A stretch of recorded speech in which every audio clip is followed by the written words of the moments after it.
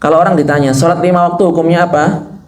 Wajib. Lah kalau ada orang bilang, oh enggak wajib, berarti kan dia apa? Mengingkari suatu permasalahan agama yang hukumnya itu sudah viral. Siapa yang nggak tahu kalau sholat 5 waktu hukumnya wajib? Misalnya orang ditanya, mencuri hukumnya apa? Haram. Semua orang tahu. Orang ulama maupun orang-orang awam tahu kalau mencuri itu hukumnya adalah haram. Lah kok dia mengharamkan? Boleh, dikit-dikit boleh. Gitu.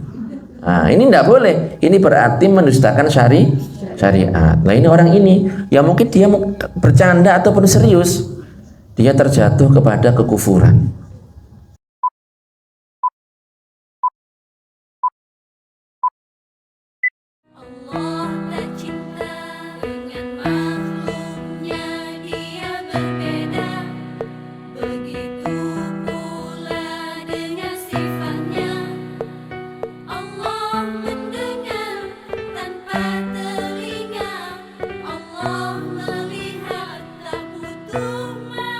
Assalamualaikum warahmatullahi wabarakatuh. Alhamdulillahirabbil alamin. Wassalatu wassalamu ala sayyidina Muhammadin thahal amin wa ala alihi wa ashabihi thayyibin tahirin. Allahumma la sahla illa ma ja'altahu sahla wa anta ya hayyu ya qayyum taj'alul hazna idza syi'ta sahla. Allahumma rzuqnal ikhlasa fil qawli wal amali wan niyyah. Ibu-ibu jamaah muslimat yang dirahmati oleh Allah Subhanahu wa taala, alhamdulillah kita masih diberikan banyak kesempatan dan banyak kenikmatan oleh Allah Subhanahu wa taala. Utamanya adalah saat ini kita sedang dikumpulkan dalam ketaatan dalam rangka tafaqquh fiddin, ya, menambah wawasan keagamaan kita. Mudah-mudahan niat baik kita, perbuatan baik kita mendapatkan pahala yang berlimpah ruah dari Allah Subhanahu wa taala. Sebelum kita mulai, marilah kita hadirkan niat dalam hati kita, yaitu niat mencari ridha Allah Subhanahu wa taala dengan mendengarkan serta mengikuti kajian ilmu agama. Alhamdulillah kita sudah sampai di halaman 10, ya. Masih menjelaskan mengenai keimanan terhadap para nabi, ya, halaman 10 yang pertama itu. Jadi termasuk juga yang harus kita yakini, harus kita imani adalah bahwa para nabi semuanya tanpa terkecuali itu terjaga dari kekufuran. Jadi tidak ada ceritanya nabi itu kok pernah dalam hidupnya menyembah kepada selain Allah, itu tidak ada. Jadi mereka, para nabi, sejak mendapatkan pemahaman yang benar, sejak mereka paham, mereka langsung tahu bahwa yang berhak disembah itu hanya Allah Subhanahu wa taala. Jadi mereka ini tidak pernah menyembah kepada selain Allah Subhanahu wa taala. Tidak pada saat mereka masih kecil, begitu juga ketika mereka dewasa, mereka senantiasa menyembah kepada Allah Subhanahu wa taala. Dari sini, ya, harus kita yakini bahwa Nabi Ibrahim alaihissalam itu sudah tahu siapa Tuhan yang berhak disembah. Tidak boleh dikatakan dan juga tidak boleh diyakini bahwa Nabi Ibrahim itu kebingungan mencari-cari siapa Tuhan yang berhak disembah. Lah ini tidak benar. Nabi Ibrahim alaihissalam, begitu juga dengan nabi-nabi yang lain, sejak mereka mendapatkan pemahaman, mereka langsung tahu bahwa yang berhak disembah itu adalah Allah Subhanahu wa taala. Jadi itu keyakinan yang benar. Adapun ketika Nabi Ibrahim bertanya kepada kaumnya, pertanyaan itu bukan pertanyaan Nabi itu bingung, enggak. Tapi pertanyaan itu adalah untuk menunjukkan bahwa apa yang mereka sembah itu tidak layak disembah. Jadi memang disebutkan di Al-Quran bahwasanya Nabi Ibrahim itu bertanya kepada kaumnya, dan seterusnya, ya. Tapi itu bukan pertanyaan Nabi bingung, tidak tahu jawabannya, bukan. Tetapi itu adalah untuk menunjukkan kepada kaumnya bahwa apa yang mereka sembah selain Allah Subhanahu wa taala itu tidak layak disembah. Nabi Ibrahim seorang muslim, seorang yang terpelihara, terjaga dari yang namanya perbuatan syirik. Sebagaimana disebutkan dalam Al-Quran, maka Ibrahimu Yahudiyya wala Nasraniyya walakin kana hanifan muslima wa ma kana minal musyrikin. Jadi Ibrahim itu bukan seorang Yahudi, Ibrahim itu bukan seorang Nasrani, tetapi beliau adalah seorang yang muslim, seorang yang lurus, dan beliau juga bukan golongan orang-orang yang musyrik. Itu dalam Al-Quran jelas-jelas seperti itu. Jadi Nabi Ibrahim, begitulah yang harus kita yakini terkait beliau. Tidak pernah sekalipun terjatuh kepada perbuatan kufur, ya. Nabi Ibrahim alaihissalam tidak pernah terjatuh kepada perbuatan kufur. Dikencengin kok pelan sekali kayaknya. Ya, kehadiran saya. Kufur ini adalah ya sama dengan syirik. Cuman kalau jadi mungkin orang bertanya, ini bedanya apa kufur dengan syirik? Jadi kufur ini lebih umum daripada syirik, ya. Setiap perbuatan syirik merupakan perbuatan kufur, namun ada juga perbuatan kufur yang bukan perbuatan syirik, ya, seperti itu. Jadi saya katakan harus kita pahami, jadi kufur itu lebih umum, sedangkan syirik itu lebih spesifik, lebih khusus. Syirik ini adalah perbuatan menyembah kepada selain Allah Subhanahu wa Ta'ala. Itu namanya syirik. Perbuatannya namanya syirik, orangnya namanya musyrik. Nah, itu ya. Jadi syirik itu adalah menyembah kepada selain Allah, perbuatannya syirik, orangnya namanya musyrik. Dan ini termasuk kekufuran. Sedangkan kufur itu lebih umum. Kufur itu adalah setiap sesuatu yang tidak beriman kepada Allah Subhanahu wa Ta'ala. Setiap bentuk perbuatan yang tidak beriman kepada Allah Subhanahu wa Ta'ala, ya. Bisa dikarenakan menyembah selain Allah Subhanahu wa Ta'ala, atau dikarenakan mendustakan nas-nas agama, dan seterusnya. Jadi lebih umum. Misal orang ketika melecehkan Nabi Muhammad atau melecehkan Gusti Allah, ini perbuatan kufur, ya. Atau misalnya melecehkan Al-Quran, menistakan Al-Quran, ini perbuatan kufur. Tetapi karena di sini tidak ada unsur menyembah kepada selain Allah, ini tidak dikatakan syirik, tapi kufur. Atau orang misalnya dia melecehkan malaikat, melecehkan syiar-syiar Islam, mendustakan hukum-hukum agama, yang halal dibilang haram, yang haram dihalalkan. Misalnya orang mengatakan zina ini halal, boleh selama suka sama suka, umpamanya ada orang bilang seperti itu, maka itu perbuatan kufur, tapi bukan perbuatan syirik, ya. Atau misalnya ada orang mengatakan perbuatan yang boleh tapi dia haramkan, haram hukumnya. Lah ini harus hati-hati nih ibu. Kalau haram dengan pengertian mengerjakannya mendapatkan dosa, ditinggalkan mendapatkan pahala, itu tidak boleh. Makanya kita harus hati-hati. Kita jangan menggunakan istilah-istilah seperti itu. Ya sudah, bilang aja tidak diperkenankan misalnya, itu lebih enak itu. Jadi jangan tiba-tiba bilang haram padahal hukum asalnya adalah boleh, ya. Jadi itu haram, ini pengertiannya adalah sesuatu apabila dikerjakan mendapatkan dosa, jika ditinggalkan berpahala. Jadi ini yang ngatur siapa? Ya syariat Allah Subhanahu wa Ta'ala melalui lisan nabinya, seperti itu. Jadi kalau orang menghalalkan perbuatan yang haram atau mengharamkan perbuatan yang halal, maka dia telah mendustakan agama, dia terjatuh kepada kekufuran. Nah, dan kufur ini tadi sudah saya sebutkan lebih luas, lebih umum daripada syirik.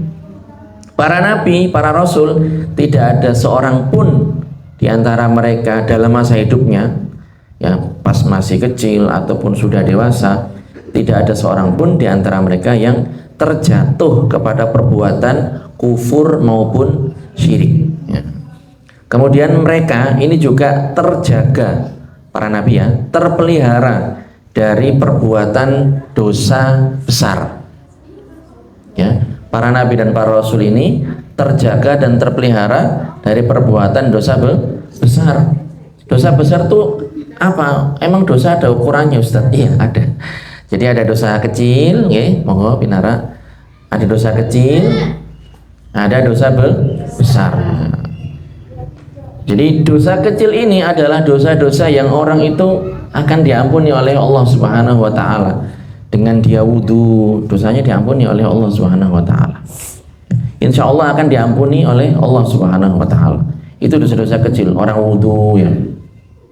Orang melaksanakan ibadah-ibadah tertentu tanpa dia minta ampun, dosanya diampuni oleh Allah Subhanahu wa taala. Misalnya laki-laki melirik kepada perempuan yang bukan mahramnya, bukan istrinya dengan syahwat ya. Ini dosa-dosa kecil ini. Nah, seperti itu. Atau misalnya mencuri yang remeh, misalnya mencuri sebutir anggur. Nah, ini ngotil pergi ke pasar kemudian ambil satu biji brambang misalnya, itu dosa kecil, itu kan nggak boleh, bukan miliknya. Nah, kemudian kalau dosa besar itu adalah dosa-dosa yang akan diampuni kalau orangnya bertaubat. Contohnya zina ini adalah perbuatan memasukkan kemaluan orang laki-laki kepada kemaluan orang perempuan yang tidak halal baginya ya, bukan istrinya tapi istri tetangga, naudzubillah, tidak boleh ini. Atau minum khamr atau membunuh orang lain dengan tanpa hak. Seorang anak durhaka kepada kedua orang tuanya dipaitu sehingga sampai sakit hati misalnya, orang tuanya diusir dari rumahnya, atau membentak, menghardik dan memukul orang tuanya, naudzubillah. Ini adalah perbuatan dosa besar ya. Atau makan harta riba, ibu-ibu hati-hati, ini harta riba ini termasuk perbuatan dosa besar. Jadi tidak hanya pentol yang beranak, tapi uang juga beranak. Nah, ini ngutangin 100 bayarnya 120, lah ini namanya makan harta riba. Itu contohnya. Ini termasuk perbuatan dosa besar, jadi harus hati-hati. Atau meninggalkan perkara-perkara yang wajib, meninggalkan sholat 5 waktu misalnya tanpa ada uzur, males ya, karena malamnya sibuk lomba 17-an ya, subuhnya sudah bangun tapi males, nggak sholat. Nah, ini perbuatan dosa besar, tidak ada uzur gitu ya. Karena sibuk ada hajatan begitu, kemudian tidak sholat, yang termasuk dosa besar. Kasih tahu. Ya, yang di depan tolong ditenangkan, jangan rame mbak yang di depan. Jadi termasuk perbuatan dosa besar. Para nabi itu tidak ada yang seperti itu. Ya. Para rasul juga tidak ada yang seperti itu. Mereka terjaga dan terpelihara dari dosa besar. Kemudian ada juga dosa kecil. Para nabi ya dan para rasul juga terpelihara dari dosa kecil. Tapi dosa kecil yang kayak gimana? Disebutkan di sini dosa kecil yang menghinakan, dosa kecil yang menurunkan, yang menunjukkan kerendahan jiwa pelakunya. Jadi ada dosa-dosa kecil tapi kalau ketahuan tuh memalukan, ngisi-ngisi nih. Misalnya mencuri sebutir anggur, ngotil. Nah, ini dosa kecil, tapi dosa kecil ini menunjukkan kerendahan jiwa pelakunya, rendah sekali. Nyuri cuman sebiji. Nah, ini para nabi, para rasul tidak ada yang melakukan perbuatan seperti itu. Atau melirik perempuan yang bukan mahram, ada perempuan cantik langsung otomatis kepalanya tengkleng begitu kan. Nah, ini kalau melihatnya dengan syahwat ya dan nggak pakai atau pakai nutup aurat ya, melihatnya pakai syahwat, ini tidak boleh, haram hukumnya. Para nabi tidak ada yang melakukan perbuatan seperti itu ya. Dan mereka ini terpelihara, dijaga oleh Allah sebelum mereka diangkat menjadi nabi dan setelah mereka diangkat menjadi nabi. Jadi para nabi dan rasul itu ya nggak langsung lahir kamu nabi, enggak. begitu. Tapi sudah ditakdirkan oleh Allah kalau mereka ini nanti akan menjadi nabi dan seterusnya. Jadi nanti ya mereka ini di usia tertentu diangkat ya oleh Allah Subhanahu wa taala menjadi nabi. Dan sebelum menjadi nabi mereka ini terpelihara ya, terjaga dari perbuatan dosa yang sudah kita sebutkan. Kenapa demikian para jamaah? Jawabannya adalah ya ini untuk menguatkan dakwah mereka. Kita misalnya dalam kehidupan kita sehari-hari saja, kalau ada orang gitu ya, asalnya dablek ya, preman, pokoknya sifat jelek dia ambil semuanya sama dia. Kemudian dia bertaubat, beneran taubat dia, jadi orang baik ya, beneran baik, pokoknya benar-benar taubat. Kemudian dia ngajak-ngajak orang, itu gimana kira-kira? Pasti dakwahnya akan lemah. Alah, gaya nih pengen kaya opo saiki kaya opo gitu, sok suci pengen kelakuannya kayak setan. Nah, misalnya jadinya seperti itu, walaupun apa yang dikerjakan itu benar. Lah para nabi itu karena mereka memang dijadikan oleh Allah Subhanahu wa taala panutan, dijadikan untuk memberikan petunjuk kepada jalan kebaikan dan kebenaran, dan mereka yang dikuatkan dengan berbagai macam keistimewaan oleh Allah Subhanahu wa taala, mukjizat, maka mereka ini dijadikan bersih dari hal-hal semacam itu sebelum mereka diangkat menjadi nabi maupun setelah mereka menjadi nabi. Seperti itu ya. Itu oleh karenanya tidak benar ibu-ibu kalau ada cerita-cerita yang bertentangan dengan kaidah ini, itu tidak benar. Jadi kalau ada yang mengatakan Nabi Yusuf itu pernah ingin melakukan perbuatan zina, itu tidak benar. Nabi Yusuf itu tidak ada keinginan sama sekali untuk berbuat zina, apalagi benar-benar berzina. Keinginan saja tidak ada. Kenapa? Karena hatinya dijaga oleh Allah Subhanahu wa taala. Kemudian Nabi Ayub alaihissalam itu tidak benar kalau dikisahkan pernah sakit yang menjijikkan, sakit kulit menjijikkan sampai keluar ulet. Ya, itu tidak benar. Kenapa? Karena itu menjadikan orang lari dari dakwah beliau. Kita saja kalau manusia biasa, ada orang misalnya menularkan penyakit, zaman-zaman awal-awal COVID itu kan pada ketakutan orang itu. Padahal virusnya nggak kelihatan itu kan. Lah ini kelihatan ketok moto ini. Orang kulitnya keluar ulet dan seterusnya. Ini menjadikan orang lari lah. Allah Subhanahu wa taala Maha bijaksana, tidak akan menjadikan nabinya disifati ya dengan hal-hal yang menjadikan umatnya lari. Makanya para nabi, para rasul itu dijadikan luar biasa. Fisiknya luar biasa, tampan, rupawan, akhlaknya juga bagus, suaranya juga bagus. Orang itu senang ya mendekati itu. Jadi para nabi itu seperti itu, para rasul itu seperti itu. Rasulullah Shallallahu Alaihi Wasallam disebutkan bahwasanya keringat beliau itu lebih wangi daripada minyak misik, lebih indah daripada mutiara. Kalau kita keringat gitu kan, orang keringat bercucuran, itu kalau keringatnya Rasulullah itu lebih indah daripada butiran-butiran mutiara. Seperti itu. Kanjeng Nabi itu ibu-ibu ada sumurnya wasin. Ya, asin banget, jadi asin. Kemudian diludahi oleh baginda Rasulullah, sumurnya menjadi tawar. Itu mukjizatnya Rasulullah.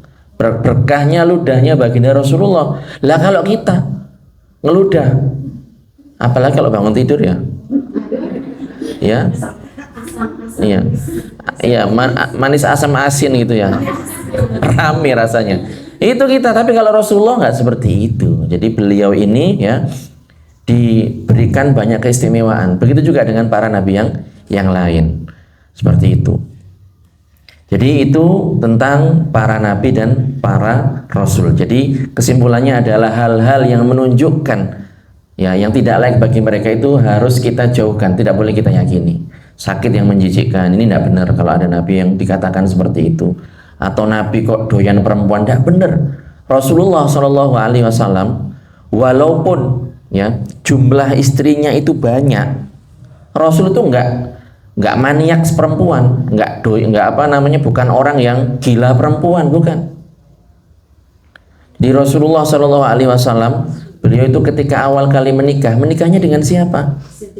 Iya, Sayyidah Khadijah radhiyallahu anha. Dan beliau ini janda apa perawan? Janda. Lebih muda apa lebih tua? Lebih tua. Ya, 15 tahun. Ya. Itu Rasul menikahi beliau karena pertimbangan dakwah, kepentingan dakwah. Karena Khadijah ini adalah seorang perempuan yang luar biasa, diberikan keistimewaan banyak oleh Allah Subhanahu wa taala. Dan Rasul itu yang dinikahi perawan itu hanya Sayyidah Aisyah radhiyallahu anha. Itu pun para jamaah, ketika tiba gilirannya Sayyidah Aisyah radhiyallahu anha, itu Rasul seringkali ketika malam itu beliau datang ke kuburan, atau kalau tidak gitu melaksanakan sholat sunnah, sholat malam. Ya beda dengan kita. Kalau kita pengantin baru nggak keluar dari kamar seperti itu, tapi Rasulullah enggak.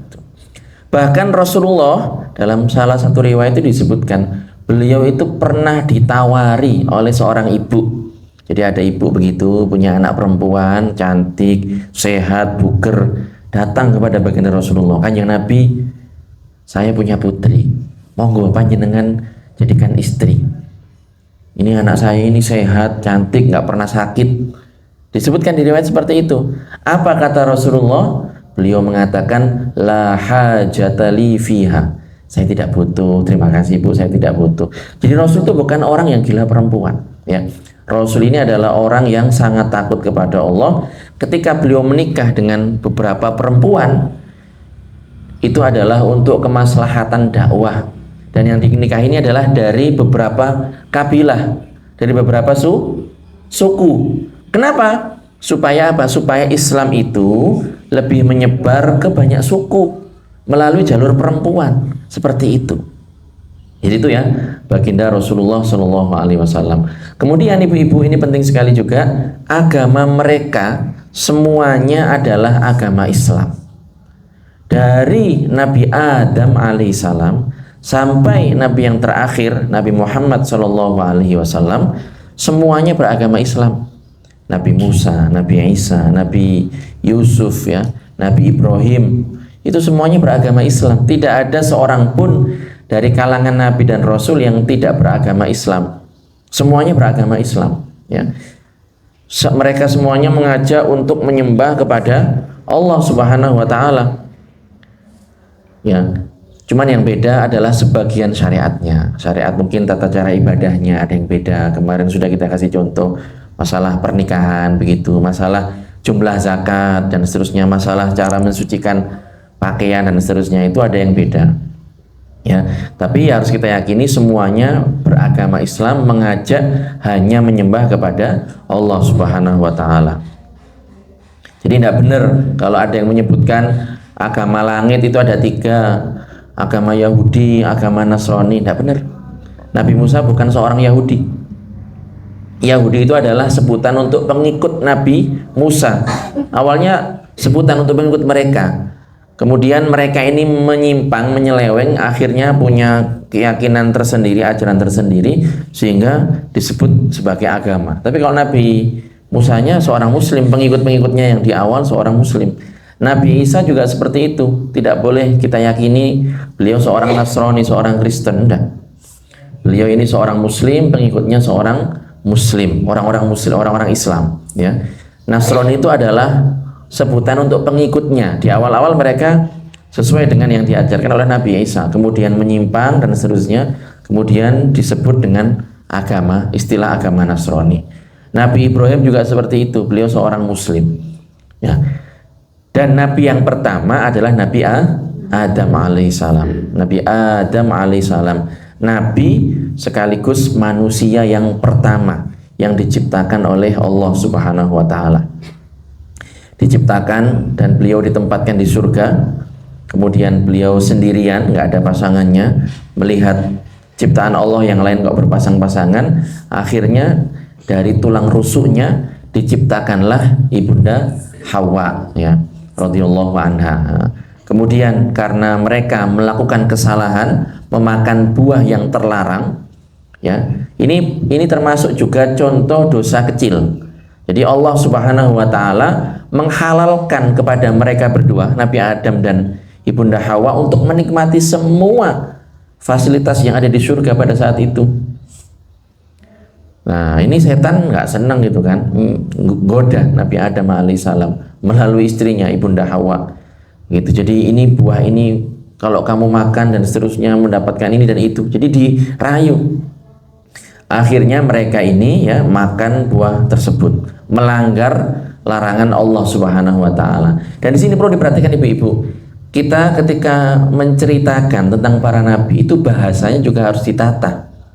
Tidak boleh menggunakan bahasa-bahasa yang kasar, tidak sopan dan tidak menunjukkan etika terhadap para nabi. Jadi yang benar ketika mereka sudah melanggar larangan dan pantangan tadi, mereka akhirnya diturunkan ibu-ibu.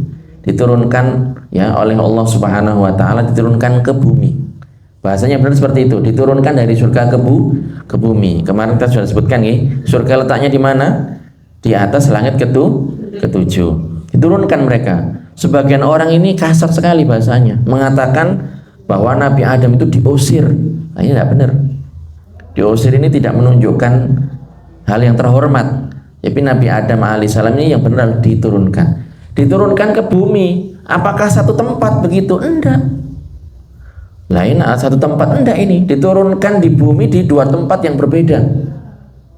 Satu di daerah mana begitu jauh, satunya lagi daerah mana jauh. Dunia ini yang seluas ini desa Moloran aja, dusun Moloran aja luas kan, Leces aja luas gitu kan. Ini beda negara ibu-ibu. Ya, bayangkan satu dunia dua orang diturunkan di tempat yang berbeda, bertahun-tahun ini nggak ketemu. Akhirnya mereka ini dipertemukan oleh Allah Subhanahu wa taala di Jabal Rahmah. Makanya orang-orang kalau ke sana ini kan ya minta dipertemukan dengan jodohnya, karena di tempat itulah Nabi Adam alaihissalam dipertemukan dengan Ibunda Hawa. Nah, seperti itu ya. Yang pertama adalah Nabi Adam. Kenapa ini harus kita sebutkan? Karena ada kelompok yang mengatakan bahwa nabi yang pertama itu bukan Nabi Adam. Ini keliru ini. Jadi kelompok ini mengatakan yang pertama bukan Nabi Adam. Yang pertama adalah Nabi Idris katanya. Atau Nabi Nuh. Enggak benar. Yang benar yang pertama adalah Nabi Adam. Kemudian nabi yang terakhir adalah Nabi Muhammad sallallahu alaihi wasallam. Artinya apa? Tidak ada seorang pun yang diangkat menjadi nabi setelah diangkatnya Nabi Muhammad Shallallahu Alaihi Wasallam.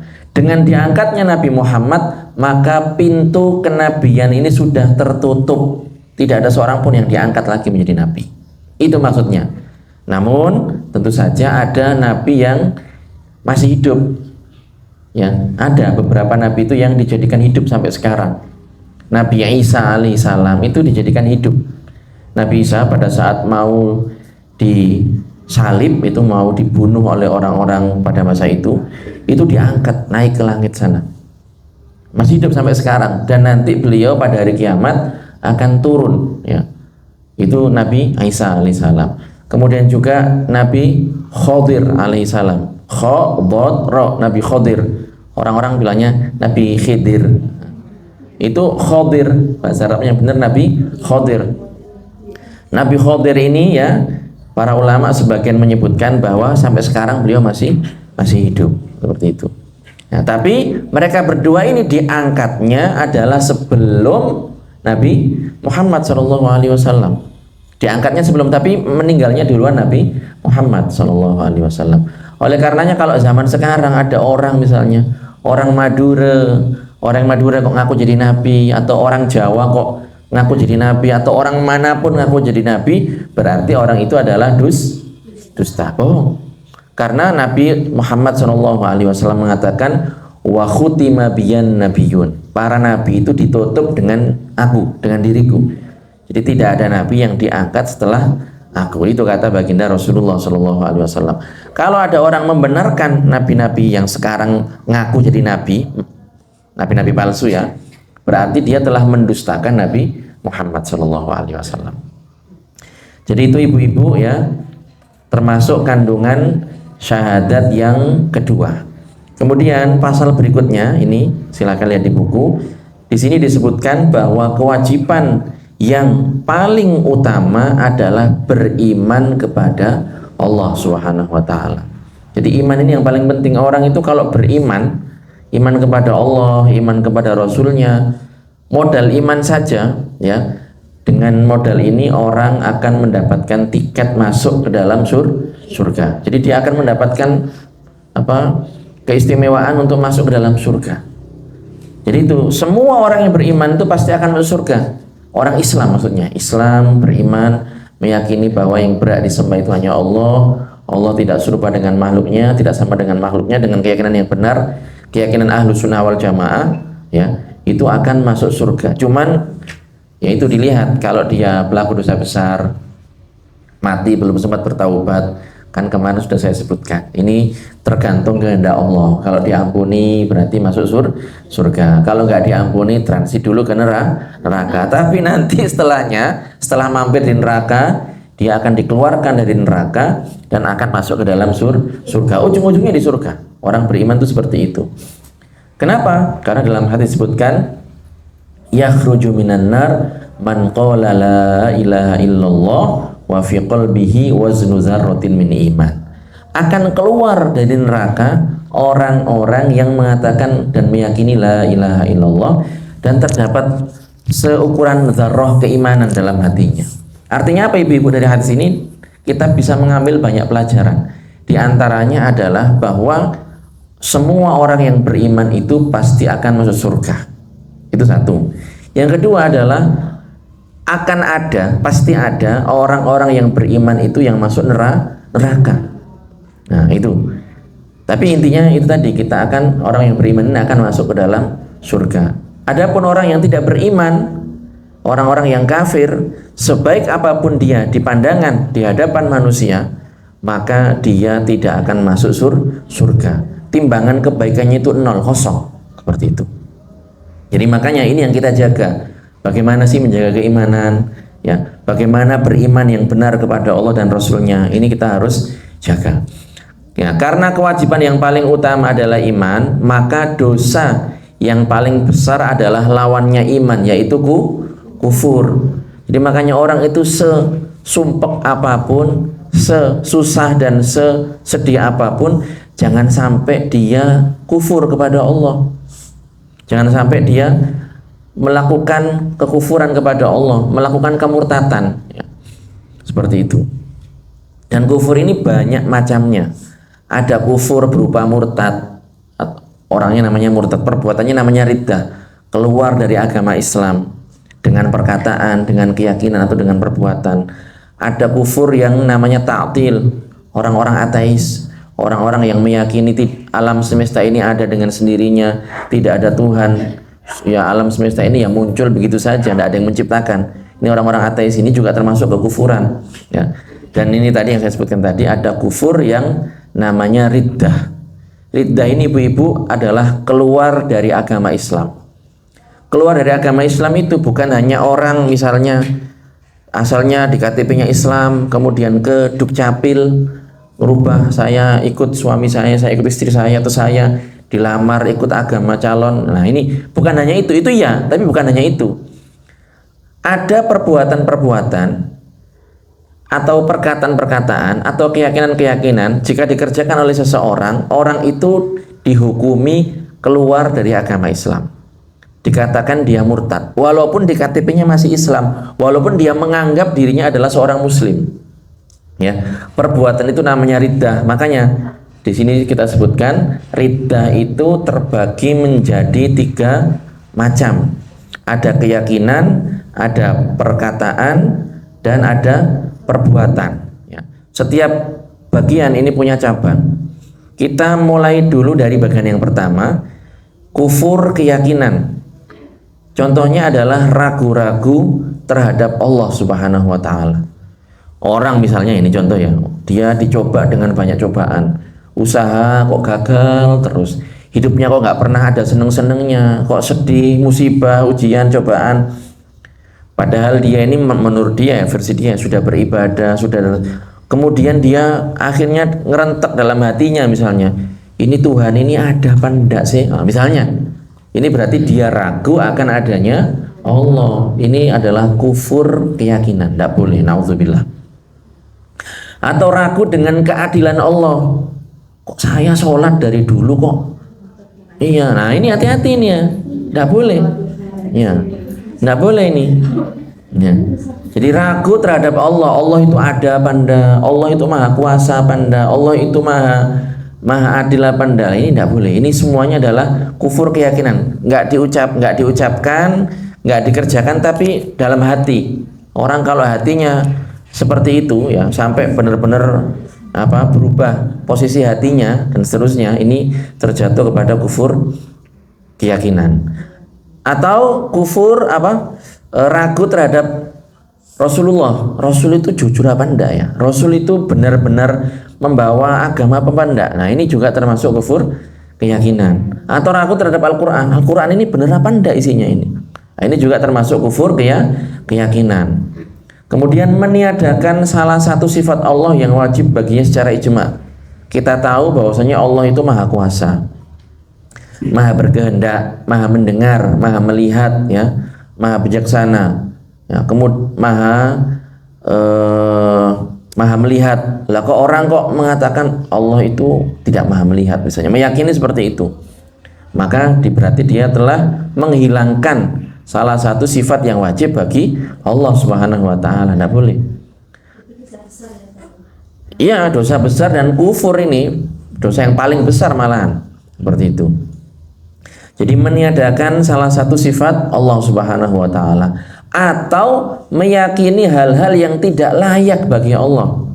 Meyakini Allah punya anak, meyakini Allah punya istri, meyakini Allah itu seperti manusia, disifati dengan sifat makhluk. Ini tidak boleh. Makanya tidak boleh diyakini Allah bersemayam di atas arsy, karena bersemayam bertempat tinggal di atas arsy ini adalah tempatnya malaikat, ya, sifatnya makhluk. Allah Subhanahu wa taala seperti yang sering saya sebutkan dan kita dendangkan tadi, yang menciptakan tempat tidak butuh kepada tempat. Allah ada tanpa tempat. Nah, ini harus kita ajarkan kepada anak-anak kita. Kalau anak kita nanya Allah di mana, dijelaskan ini Allah itu yang menciptakan tempat, tidak butuh kepada tempat. Seperti itu.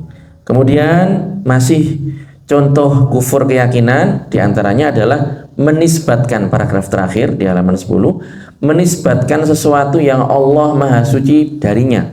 Mustahil bagi Allah dengan ijma, seperti jisim. Maksudnya apa? Orang meyakini Allah itu punya bentuk. Orang ketika mengucapkan takbir Allahu Akbar, levelnya benar, tapi keyakinannya keliru. Dia meyakini Allah itu raksasa gede, punya ukuran. Lah ini bahaya, ini tidak boleh ini. Nah, ini berarti dia meyakini jisim kepada Allah. Nah, atau meyakini Allah itu duduk, tidak boleh. Bersemayam, duduk di atas arsy, ini tidak boleh ini. Ya. Kemudian juga mendustakan Nabi. Nabi bilang ini haram, oh enggak, ini halal ini. Nabi bilang ini halal, oh enggak, ini enggak boleh, ini haram. Nah, ini mendustakan Rasulullah Shallallahu Alaihi Wasallam. Atau merendahkan, apa Muhammad itu pedofil katanya. Nah, naudzubillah. Kalau orang ngomong seperti itu, ya, melecehkan Nabi Muhammad Shallallahu Alaihi Wasallam, merendahkan Nabi Muhammad Shallallahu Alaihi Wasallam, sunah-sunahnya. Ini makanya kita harus hati-hati nih. Kalau memang kita ya syariat ya harus diikuti dan seterusnya, jangan direndahkan, jangan dilecehkan, jangan dinistakan. Misalnya terkait ini penting ya, Ibu saya sebutkan ya. Ini saya jelasin hukum gitu loh. Misalnya dalam syariat itu boleh laki-laki itu berpoligami, itu boleh. Ya. Boleh gitu. Dengan ketentuan dan syarat yang berlaku. Ya sudah. Bagaimana perempuan ya, karena itu ketentuan syariat, ya sudah, kita meyakini itu boleh. Ya kalau misalnya panjenengan tidak mau suaminya jenengan poligami, ya silakan komunikasi yang baik. Misalnya ngomong kayak gini, misalnya, Bu, aku kate wayu Bu, oleh Pak, tapi ini aku mati. Misalnya ngomong kayak gitu misalnya, kayak gitu. Atau bagaimana, ya sudah Pak, nek saman wayu ya aku pegatan dan seterusnya. Ini komunikasi antar suami istri yang baik seperti apa, begitu loh. Dan seterusnya. Tapi jangan sampai syariatnya syariatnya yang dihinakan dan seterusnya. mengatakan syariat tidak adil dan seterusnya, jangan. Sudah ditata ini oleh Allah Subhanahu wa taala. Seperti itu ya Ibu-ibu ya. Kemudian mengingkari suatu permasalahan agama yang diketahui dan terkenal di kalangan orang berilmu dan orang awam yang tidak samar baginya. Kalau orang ditanya, sholat 5 waktu hukumnya apa? Wajib. Lah kalau ada orang bilang, oh tidak wajib, berarti kan dia apa? Mengingkari suatu permasalahan agama yang hukumnya itu sudah viral. Siapa yang nggak tahu kalau sholat 5 waktu hukumnya wajib? Misalnya orang ditanya, mencuri hukumnya apa? Haram. Semua orang tahu. Orang ulama maupun orang-orang awam tahu kalau mencuri itu hukumnya adalah haram. Lah kok dia mengharamkan? Boleh, dikit-dikit boleh gitu.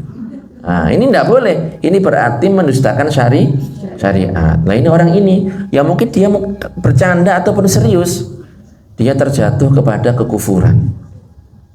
Kemudian mendustakan takdir Allah. Apa maksudnya? Kita sudah menjelaskan kemarin bahwa semua yang terjadi, yang ada, itu adalah dengan takdir Allah Subhanahu wa taala. Misalnya ya, ada orang ya, pas pilkada atau apa, pas pilpres, dia dukung salah satu calon. Nah, calonnya ini nggak jadi. Yang jadi calon sebelah misalnya. Calon sebelah jadi, itu kan takdirnya Gusti Allah kan? Nah, kemudian dia bilang, ini bukan takdirnya Gusti Allah, ini harusnya yang jadi ini calon yang saya dukung. Nah, ini berarti mendustakan takdir. Semua yang terjadi baik buruk ibu-ibu itu adalah takdirnya Gusti Allah Subhanahu wa taala. Kalau orang mengingkari itu, enggak, ini bukan takdirnya Gusti Allah, terus takdirnya siapa? Nah, ini harus hati-hati ini. Itu maksud dari mendustakan takdir. Mengingkari sesuatu yang terjadi bahwa itu adalah ciptaan Gusti Allah Subhanahu wa taala. Kalau ingkar ya, mengingkari itu ciptaan ya. Kalau mengingkari itu perbuatan jelek, ya memang harus kita ingkari. Jadi ini harus dibedakan ibu-ibu. Perbuatan zina misalnya, itu baik apa jelek? Jelek. Kita ingkari apa enggak? Kita ingkari, harus kita ingkari. Tapi kita yakini juga bahwa itu adalah diciptakan oleh Allah Subhanahu wa taala. Tapi kita ingkari karena itu perbuatan jeleknya. Bukan kita ingkari kalau itu ciptaan Allah, bukan. Tapi kita ingkari karena itu adalah perbuatan jelek yang dilarang oleh Allah Subhanahu wa taala. Jadi jangan sampai salah paham nggih. Kemudian dikit lagi ini, berniat untuk kufur di masa mendatang. Tidak boleh.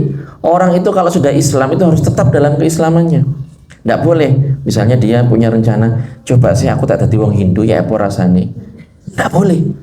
Coba tahun ngarep coba nek melu Natalan jadi wong Kristen ya apa rasane. Tidak boleh. Orang itu kalau sudah ikrar Islam, dia harus menjaga keislamannya sampai dia meninggal dunia. Nah itu. Kalau dia ada niat kufur dalam hatinya ngerentep, tahun depan coba nek melu misa Natalan ndok gereja ya apa rasane. Lah ini sudah, orang ini niatan seperti itu saja sudah menjadikan dia keluar dari agama Islam. Kemudian yang berikutnya adalah akidah hulul dan wahdah al-mutlaqah. Jadi ada dua keyakinan sesat ini. Yang pertama yaitu keyakinan bahwa Allah bertempat pada sesuatu. Ini keyakinan sesat ini. Jadi Allah itu bertempat di hati orang-orang soleh. Itu tidak benar. Ini namanya keyakinan hulul. Allah itu bertempat di wali fulan misalnya. Tidak boleh. Keyakinan hulul ini. Atau keyakinan wahdah mutlaqah. Apa itu? Keyakinan bahwa Allah dan alam semesta adalah kesatuan. Jadi sebagian orang itu salah keyakinan. Mereka meyakini siapa Tuhanmu? Allah. Siapa Allah? Kalau kita ditanya Allah, siapakah Allah?